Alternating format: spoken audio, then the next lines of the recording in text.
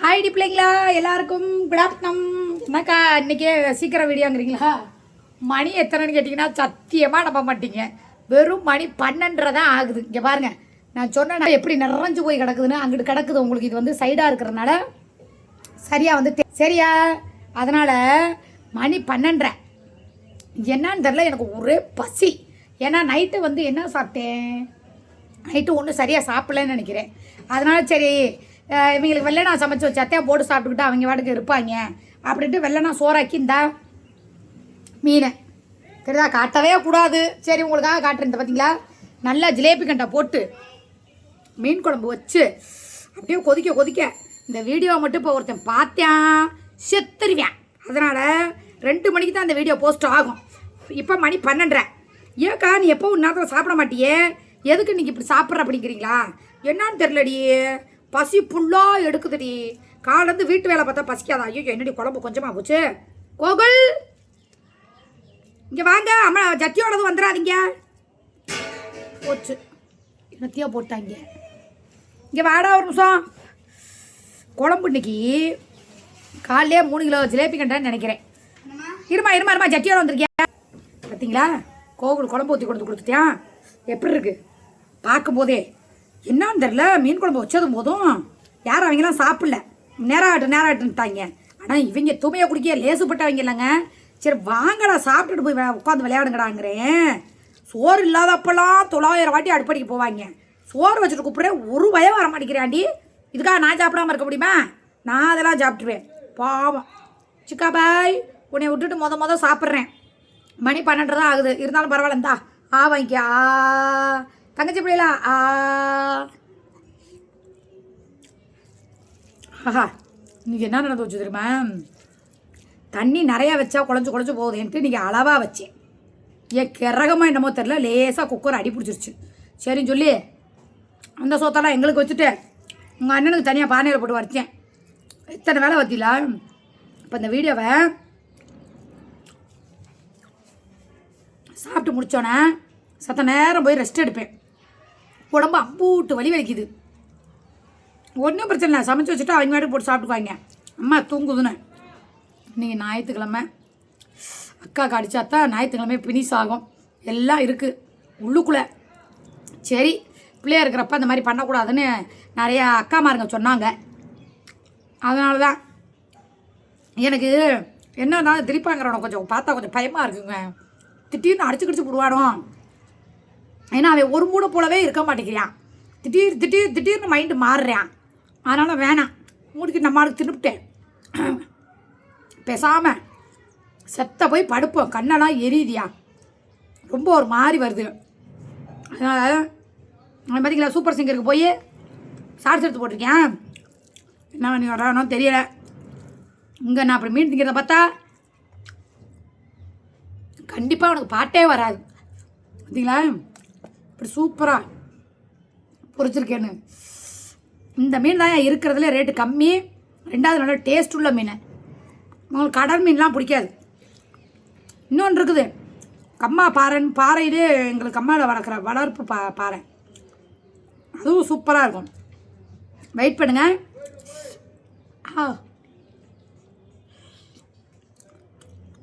அதை இன்னொரு நாளைக்கு உங்களுக்கு செஞ்சு காட்டுறேன். பாவம் வாங்கி கொடுத்துட்டு போனியா, நமக்காக சாப்பிடாம காற்று கிடப்பான்ட்டு.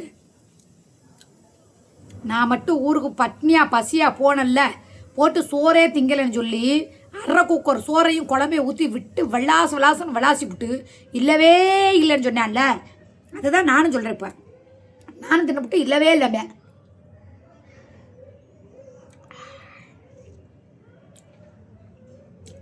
நிறைய பேர் கேட்டாங்க, குத்தாலத்தில் இருக்கும்போது தான் அவளோட இது கலராக இருந்துச்சு, இங்கே வந்தவனா அவளோட ஒரிஜினல் கலர் தெரியுது. நல்லா பார்த்துக்கோங்க, என் பியூரான ஒரிஜினல் கலர். சரியா? ஏதாவது ஃபில்ட்ரு போட்டிருக்கேனா? ஒன்றும் இல்லை. என்ன பல்ல போய் மாட்டிக்கிச்சே.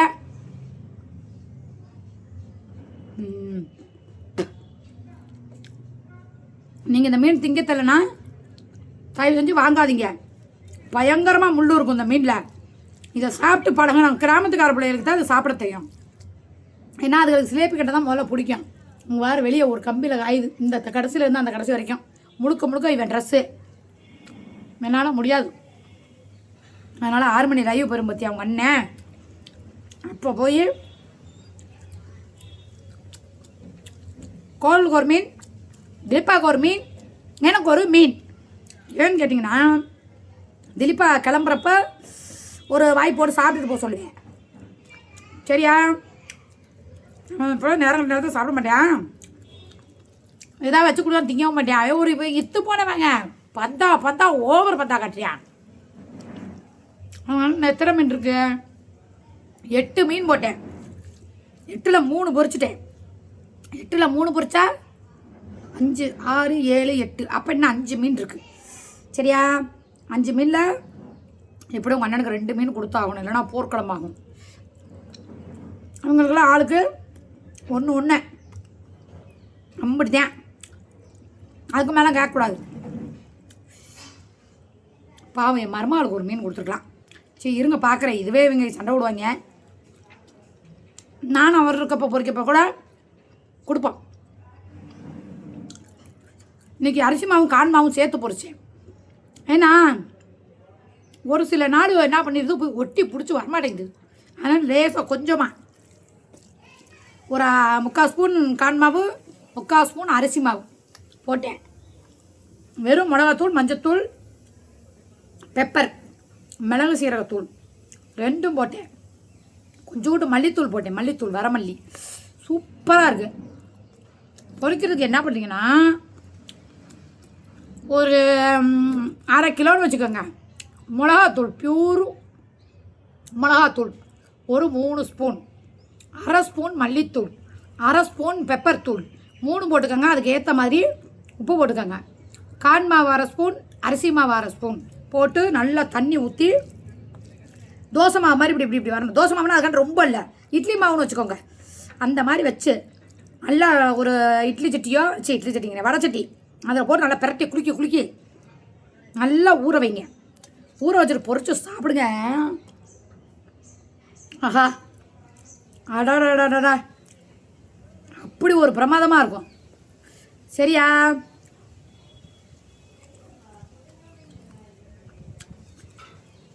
ஆல்ரெடி ஒரு ரவுண்டு முடிச்சிட்டேன். இது 2வது ரவுண்டு சாப்பாடு. கோவில் வந்து அங்கே இல்லை சொல்லு. ஐயோ இருறா ஒரு நிமிஷம், பேச வந்ததே மறந்துட்டேன். இப்படி தேம்பண்ணா ஏன்னா நான் அம்மா போட்டுக்கிட்டு வரேன் பார்த்தீங்களா? சாப்பிடுங்கடா, நான் கை வலிக்குமா, அதனால் ஊட்டுமான்னு சொல்லி அப்புறம் கோவிலுக்கு ஊட்டி விட்டு வந்தேன். நானும் அவன் சாப்பிட்டான். அதனால் 2வது ரவுண்டு நல்லா சாப்பிட்டு படுத்தணும் வச்சுக்கா, ஏசியை போட்டு இழுத்து எல்லாத்தையும் சாத்திடுவேன். சூப்பரான ஒரு தூக்கண்டாட்டே. இவ்வளோ நேரம் நல்லா கிச்சனில் பாட்டை போட்டு விட்டு எங்கள் ஏரியாவே பார்த்துருக்கோம்.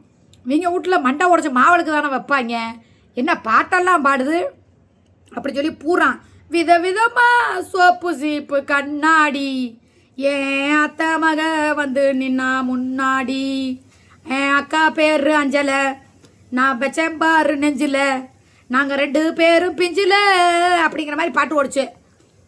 அப்புறம் நேருக்கு நேர் பாட்டு ஒன்று போட்டு விட்டுருந்தேன். இதெல்லாம் நான் வயசுக்கு வந்தப்போ கேட்ட பாட்டு. என்ன பாட்டுன்னு கேட்குறீங்களா?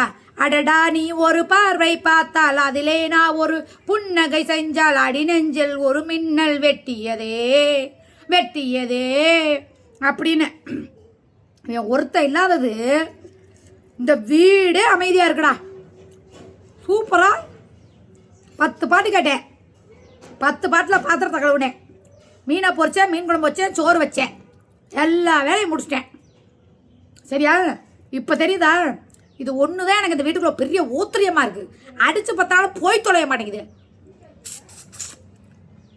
மீன் மண்டையெல்லாம் நல்லா உறிஞ்சுக்க, அதில் தான் சத்து மூளை இருக்கும்.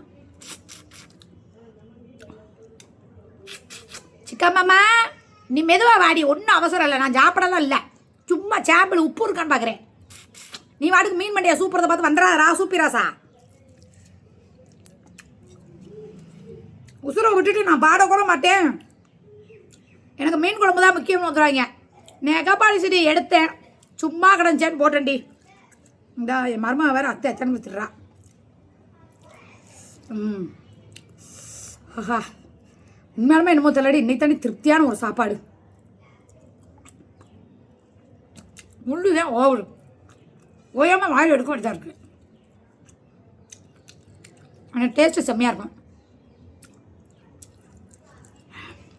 வீடியோ எடுக்க வேணாம்னு தான் பார்த்தேன். சரி, சாப்பிட்டாத்தே தங்கச்சிகளுக்கு பிடிக்கும்.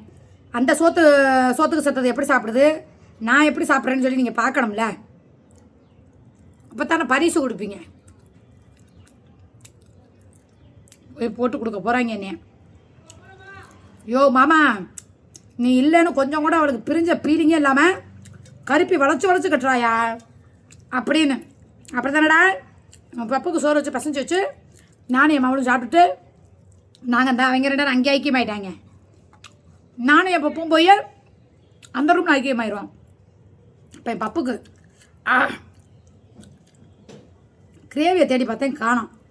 திரும்பி போய் இப்போ ஒரு ரவுண்டு தேடணும். என்கிட்ட வச்சுவிட்டேன் கை மறந்து. அதான் அப்படம் காணாந்தா. என்னம்மா அப்பா காணமாம்மா?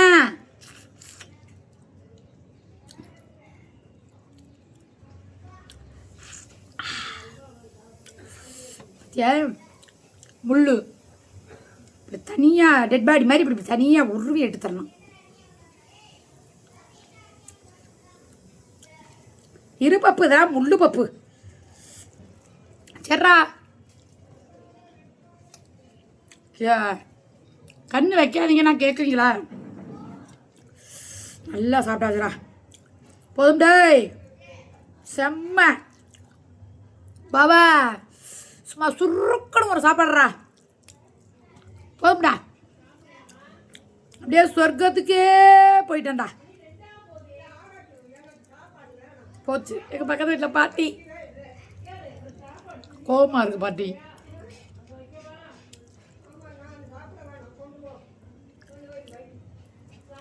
100 வயசில் எங்கள் பாட்டிக்கு வர்ற கோவத்தை பார்த்தீங்களா? பாவம், ஹவுஸ் ஓனருக்காகவே கஷ்டப்பட்டு பாவம் அவங்களே முடியாதவங்க சோறாக்கி கொடுத்தாங்க. வர வேணாமா? நல்லா பாட்டிடா. எப்படி சொல்கிறது, அவங்க முகத்தை பார்த்தாலே ஒரு லட்சுமி கலாச்சாரமாக இருக்கும். என்னை கூப்பிடுவாங்க, இங்கே வா இங்கே வா, இந்த வரை பாட்டின்ட்டு வந்துடுவேன்.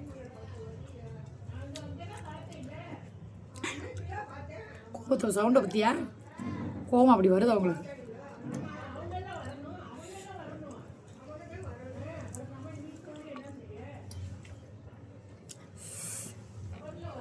ஆஹா,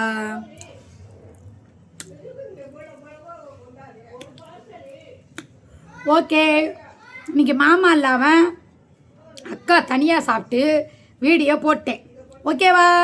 நெக்ஸ்ட் வீடியோவில் மாமா கூட சந்திப்போம்.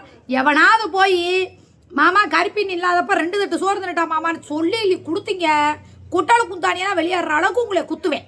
மரியாதையாக இருந்துக்கங்க. அவன் போய் பாடிட்டு வரட்டும். அதுக்குள்ளே சோத்தை பார்த்தானா பாடையில் போயிடுவேன். பாய்.